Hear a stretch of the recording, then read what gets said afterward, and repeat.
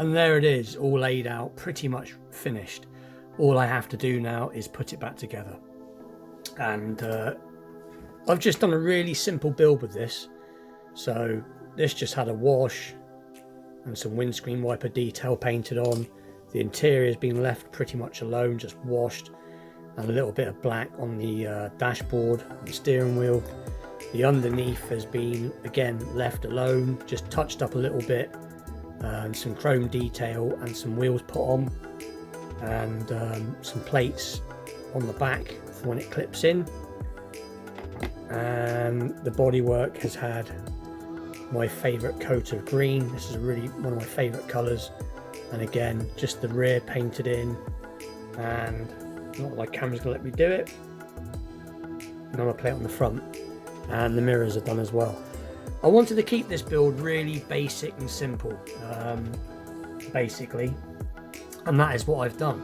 But anyway, let's get it put back together and then take a final look. And there it is, all put back together. And it hasn't turned out too bad considering the atrocious weather I've been having whilst doing this. But let's just take a quick look at what it looked like before, just so we can get an idea. So this is what we started with before. Pretty nice looking little Porsche, considering I only paid 50p for this. A few little chips and dents, but nothing major, in actually pretty good condition for a car that was made in the late 80s. But not too bad. And as you can see from looking at the car before, when I first started, this is not turned out too bad at all. I wanted to keep this build really simple, just basically because at the moment, with all the weather we've been having, storms and whatnot over in the UK, I've not had any chance to do anything really. I have to still do all my spraying outside. I do the majority of the car work in the spare room upstairs, but I have to do all the spraying unfortunately outside, and I can only do it as the weather's how the weather is.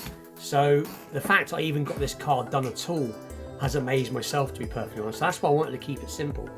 But this car is actually been done. This is my response to Andrew from Maple Leaf Customs about a month ago set an invitational Porsche build to celebrate his 2nd year anniversary of his channel, Maple Leaf Customs.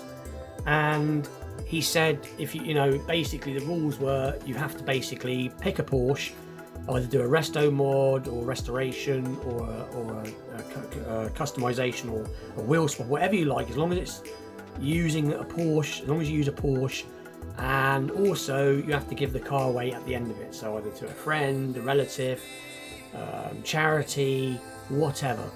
So this is my response to his 2nd anniversary invitational Porsche build, so I hope this is acceptable. And I am going to be giving this away, but what I'm going to do is what I usually do in my cars.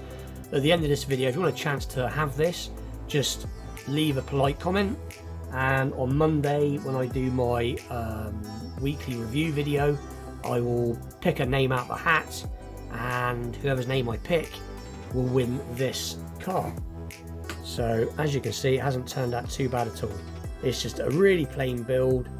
So it's had some plate detail, it's got the lights done in red, it's got some plate detail on the front, and the interior has been left pretty much plain, just with some black on the dashboard and the steering wheel.